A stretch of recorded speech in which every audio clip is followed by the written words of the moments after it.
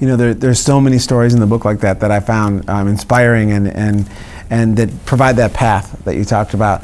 There's also a story, though, that was one of the first in the book, the story of Rachel Beckwith, that stuck with me long after the book was done, and that you revisit even later in the book. That there's two parts to that story. Maybe you can explain that story for us. Yeah, I mean, Rachel, an incredible kid, 8-year-old girl in Seattle who's approaching her 9th birthday, and hears about how many kids around the world don't have access to clean water. This moves her. She decides to donate her 9th birthday to help other kids get clean water. So she starts a birthday page on Charity Water, the A group, the website, and sets a goal of raising $300 to build wells in Ethiopia. She's then bummed out that she only raises $220, falls short of her target. She then is in a car accident, a bad accident. People in the neighborhood want to help. They want to show solidarity with the family. They think of her page, they go to it, they begin to donate. The amount surges past her goal.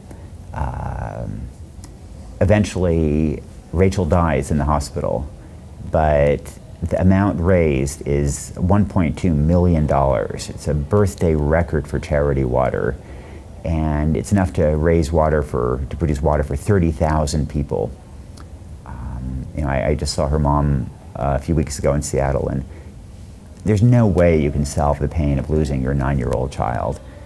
But for the family, it is both a way of commemorating their incredibly big-hearted child, and also, I think, of just providing an overlay of meaning and purpose to an event that otherwise seemed not just tragic, but just so frustratingly random. And I do think that, in a sense, that's what we all aspire to, that our lives are busy, they're chaotic, and they're just frustratingly random. And if we can find, like Rachel, some cause to connect to, some purpose,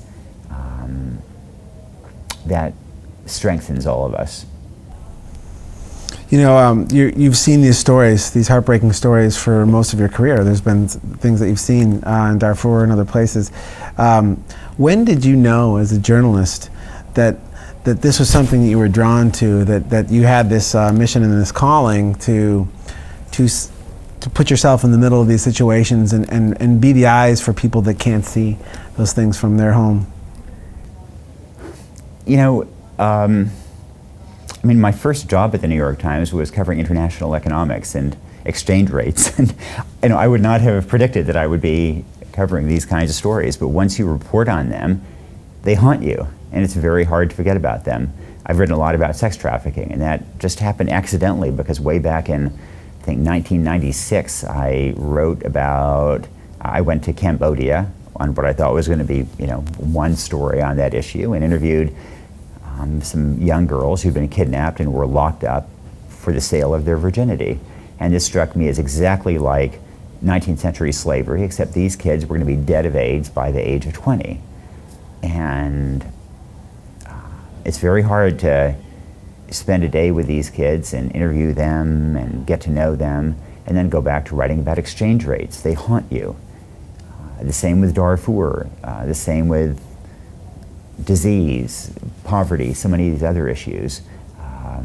The people haunt you, the issues haunt you, and you want to fight back with whatever tool you have. And in my case, my tool is my keyboard.